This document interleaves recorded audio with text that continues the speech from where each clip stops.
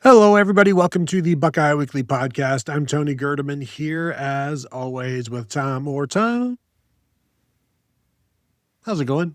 Well, Tony, we are counting down the days, maybe the hours at this point, depending on when this goes up, to the launch of BuckeyeInsiders.com. It has been a busy couple days of going back and forth with a bunch of different people via email. Tony, I'm ready to just have a website again. I don't know about you, but I am really ready to have a website again and have a wonderful community to talk Ohio State football and other sports with. Yeah, it's been a lot of work doing all of this, getting all put together, and I'm finally ready to get back to work. It's been a while, but there's been work being done behind the scenes. Lest people think we're just out gallivanting. We do not gallivant. There's no gala. There's no vanting. We are working as much as we can, and look forward to working more. So, yes, days. No, not even days. That's this point. Day S in parentheses, perhaps. But one of the things that I'm going to be writing about in those first 2 days is that I think this is the deepest Ohio State running back room since 1992, which is the year that I always go back to because of the amount of depth in that running back room. And you know the room, but just so the people out there know who was running the ball back in 1992. Robert Smith returned from his academic Sabbatical. sabbatical. Thank you. And so he was the starter. You had Raymont Harris getting carries in there as well. You had Jeff Cothran, who played fullback, but also ran the ball as a running back. A true freshman, Eddie George, running the ball a little bit. You had Butler By'not'e running the ball a little bit. Those were the main guys. You even had highly recruited true freshman. I think Travis McGuire was on the team at that point. He redshirted? He didn't play. Dante Lee, who rushed for 500 yards as a true freshman in '89, could not get on the field in that year. And so I think when I say 1992, that's for the people who don't know, now you know. And I think this year is going to be right up there. Now, Tom, is the quality as top heavy as, say, 2024 with Travion Henderson and Quinshon Judkins? I think we could see a tandem in Bo Jackson and Isaiah West that is maybe second to them over the past, 10 or 20 years. Yeah, it's interesting because this is one of those things where you look at how are we measuring this? Because Mm, 1992, first of all, 1992 is a year that was quite a while ago, as anyone who may remember 1992 will know. But it's also a year where you asked me before we recorded, do you remember who was in the 1992 running back room? And I rattled off 5 names right away because it was like, yeah, these are guys who you don't have to. There's not a lot of, oh yeah, that guy. Those are all those guys that you talked about of the people who had carries that year. Those are all mm, people who cashed NFL paychecks. And mm, Robert Smith was a first round draft pick, I believe. Eddie George was definitely a first round draft pick. mm. And those were guys who had long, successful careers, are still in the football industry, both of them. And Jeff Cothran went to the Bengals. Butler By'not'e went to the Broncos. I mean, these are guys who had really, really good careers at Ohio State and beyond. So, are there two future first round running backs in this year's room? I don't know that I think there are two first round running backs, but I think if you go down the list this year, where you've got Bo Jackson, you've got Isaiah West, you've got Jacoby Jackson, you've got Legend Bay, and whoever else ends up playing, does Trevor Rogers end up playing? Does Favor Aki end up getting on the field at some point? You're looking at guys, 4 running backs deep. That's pretty deep. And I think those are all guys who could end up cashing NFL paychecks. And you've got a couple guys who, what does Bo Jackson turn into with 2 more years? What does Isaiah West turn into with the opportunity to play regularly and have a regular full fall camp? What does Legend Bay turn into? There's a lot of excitement around several of those guys, but we just haven't seen a lot. But when you look at the depth of the position right now, I think you've got enough guys in there that I'm willing to sort of entertain this, because this is one of those years where that has been the benchmark for so long. I don't know Mm. that this is going to exceed that, but I think you might be having the best since conversation. And the thing about that 1992 team, and I guess maybe this makes sense, there was not a 1,000-yard rusher that year. You had Robert Smith with 819 yards, Raymont Harris with 463, Jeff Cothran with 410, Butler By'not'e 283 yards, and Eddie George had 37 carries for 176 yards. I look at those numbers and I think, well, yes, sure, the game is different, although I don't know if the pace is much different now compared to 1992. The quarterback play, a little bit different. That was the year Kirk Herbstreit was the quarterback. They lost Joey Galloway early in the season. He was part of that team as well. Terry Glenn, I believe, he was not quite yet a part of this team. But, so yeah, the quarterback play is going to be impacted this year. But the idea that, say, I could see whoever leads the Ohio State Buckeyes in rushing this year, I assume it's going to be Bo Jackson, probably going to outrush Robert Smith, who was at 858. The number 2 guy, say it's Isaiah West, does he outrush Raymont Harris's 486 yards? And does the number 3 guy outrush Jeff Cothran's 423 yards? I think you could see all 3 of those things happen. Also, Robert Smith averaged 5.6 yards per carry. He was the only guy above 5 yards a carry. Again, a different time. But I expect just about everybody here who gets the ball to be averaging over 5 yards a carry. So when I look at that, and if we want to, and I know everybody always has compared freshman Legend Bay to freshman Eddie George in terms of impact, I'd be surprised if Legend Bay doesn't have a larger impact than Eddie George's 190 yards rushing, 176 yards rushing. And sure, Eddie, I'll probably take Eddie's 5 touchdowns that year. But, I look at these numbers and I can see this year's team outperforming those. Yeah, I would think so. I mean, 4.1 yards per carry for the team that's not a great season by any means. And, 5.6 for Robert Smith. Sure. Like that's a solid number 1, but that's not a remarkable number 1 by any means. And then for everyone else to be below 5 yards a carry, to not have, there's a lot of why behind that. And Kirk Herbstreit, the starter that year, completed 58.7% of his passes for 1,904 yards, 4 touchdowns, and 6 interceptions. Buckeyes threw for 5 touchdowns all season long that year. So, they were kind of playing with one hand tied behind their back to a certain extent. But I think you've got an opportunity for a lot of those numbers to get met or exceeded. Because I think 858, if you give me the over-under of that as Ohio State's leading rusher this year, I'm going over that number. I don't know that I am super confident they'll have 1,000-yard rusher. Those games that was also done in, they played in 12 games that season. So, we're kind of looking at the regular season stats, basically. And, 800 and something yards, 819 yards total for Robert Smith. I would go over that probably for Bo Jackson or whoever ends up being the leading rusher this year. And Raymont Harris, 463. I'm probably going over that for whoever the second leading rusher is. 410 for Jeff Cothran. That's where I think you're going to see.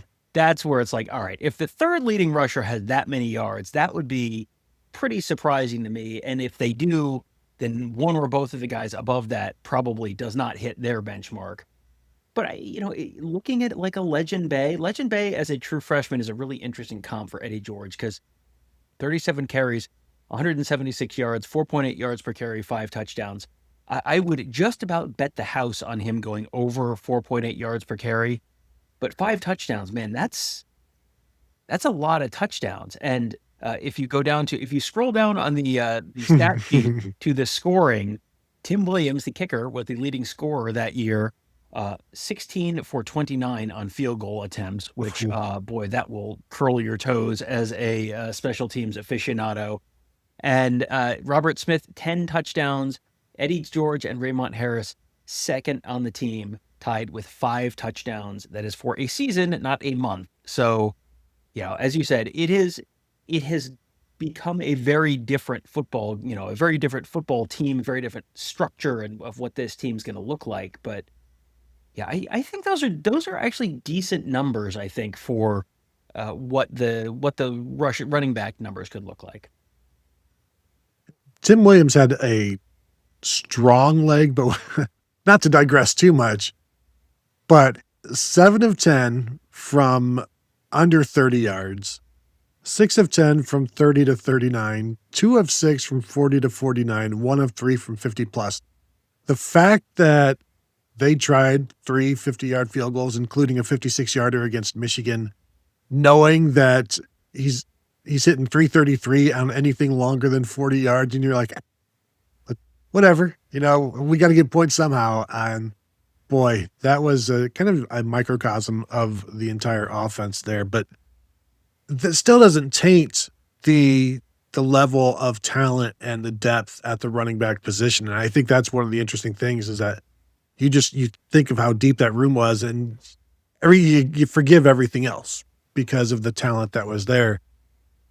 Now, there are some other talented rooms, and although real quick, you mentioned the number 3 guy having 400 yards rushing. James Peoples last year was over 300. Mm-hmm. He was at 344, and he did that without basically touching the ball for about 6 weeks.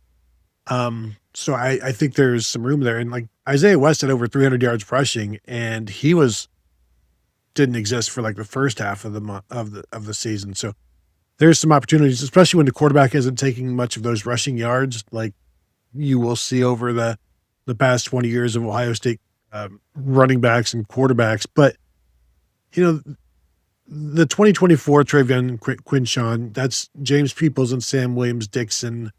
Again, that's top heavy. 2019 with J.K. Dobbins and Master Teague and Demario McCall and Marcus Crowley and Steel Chambers, those guys put up big numbers, but that was J.K. Dobbins rushing for 2,000 yards and Master Teague running the ball against tired defenses in the fourth quarter. 2014 was Ezekiel Elliott, as we know, but Curtis Samuel was a true freshman. Dondre Wilson was a sophomore who was running the ball a little bit, catching the ball a little bit. Rod Smith was part of that one. Just not a lot of stats there. And then Breonte Dunn and Warren Ball were also part of that. 2013, Ezekiel Elliott as a true freshman, but only had like 30 carries that year. But they had Carlos Hyde. They had Jordan Hall, again, Rod Smith. But looking through all of this, I think when you go back to the 90s, if you can find a class with Joe Montgomery in it, like 98 with Michael Wiley and Jonathan Wells, I think is a freshman that year. Joe Montgomery, Matt Keller running the ball a little bit, Derek Combs a little bit, Jerry Westbrooks was a freshman. Or would you prefer 1997 with Pepe Pearson, Michael Wiley, a little bit of Joe Montgomery, some Nick Goings doing a little bit, Matt Keller, Derek Combs. There's some other contenders for what I would consider second place that really the 2026 team is battling for, and then I think maybe we'll exceed that and go beyond it. But there are some other rooms that I threw out there for you. Yeah, I didn't hear anything there that I thought this year's team couldn't exceed that. I don't think they're going to exceed the 92 room, but I didn't hear anything else there that I thought this is insurmountable for this year's running back room. It feels like this is going to be a deep room. It's not necessarily a room that's going to have the elite top end talent of the 92 team. And there's not an Ezekiel Elliott, I don't think, in this year's room. But you've got enough depth that, boy, I'm going to say this out loud, and I mean this in the nicest way possible. And I'm not sure how the fan base is going to hear it, but it reminds me a little bit of last year's tight end room, where you looked at last year's tight end room and it was so deep. They had so many guys who were really good options for them and could do a bunch of different things. And 2 of them are off to the NFL right now. And I think Nate Roberts is going to surprise a lot of people who have it in their heads that he's, poor man's Mitch Rossi or something like that. And I think he's going to be better than that. And they've brought in a couple other tight ends this year as well.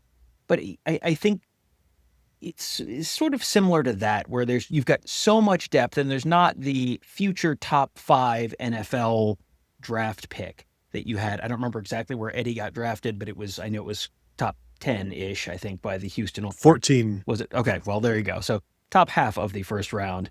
So you might have one of those guys in this room this year, but I don't think you're going to have two. But I think that this is a room where, the old John Cooperism was that you wanted a pair and a spare, and they have substantially more than that. And every time we talk about the running backs, we run through all these different names, and I feel like we don't say Turbo Rogers' name enough, because Turbo Rogers is like, he might be the 5th running back this year, which means you're probably not getting a whole heck of a lot of carries, but the potential is still there with him. He's just been so banged up that we haven't seen it. We haven't seen what he can do, but he was someone that Carlos Loughlin was in on incredibly early when Carlos Loughlin was still at Oregon. So Carlos Loughlin is still a very, very big believer in Turbo Rogers. We just got to see what that looks like if and when he can get on the field. Tony, we need to do 2 minutes of remembering some guys with the 1992 Ohio State receivers and tight ends. Leading receiver Brian Stabline, 53 catches, 643 yards, 2 touchdowns. Leading receiver Cedric Saunders, the tight end, 28 catches, 342 yards, 0 touchdowns. Chris Tippy Toes Sanders, wide receiver, 22 catches, 360 yards, 0 touchdowns. Jeff Cothran, the fullback, 90 catches, 207 yards, no touchdowns. Greg Beatty, the wide receiver on the other side, 14 catches, 153 yards, 2 touchdowns.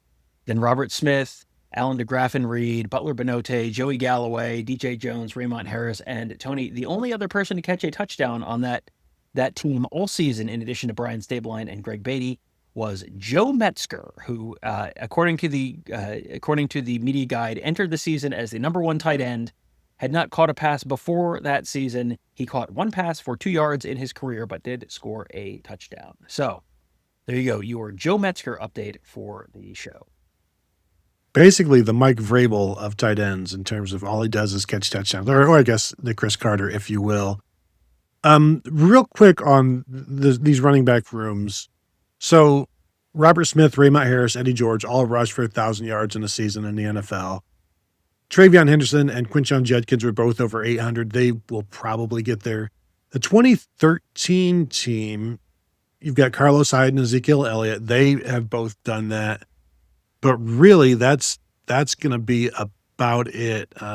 Michael Wiley was, I think, a 5th round pick. Joe Montgomery was a 2nd round pick. But I think, like we've been saying, the 2024 is top heavy in terms of production. I think this one will be more spaced out. But I look at this and I would be surprised. You should always be surprised if your running back room has 3 guys in it that are going to go rush for 1,000 yards in the NFL.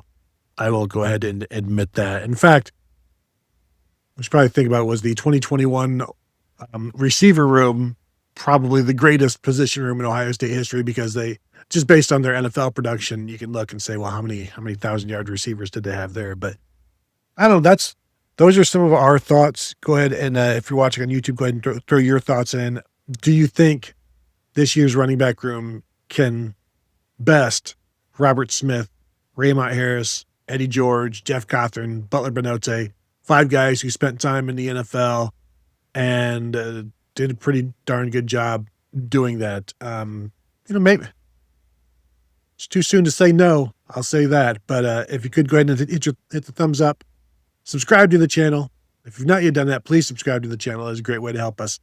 Hit the bell to be notified when we drop shows or go live, which we may be doing in the very near future. That will do it from here. Thank you all for tuning in, and we will talk to you all later.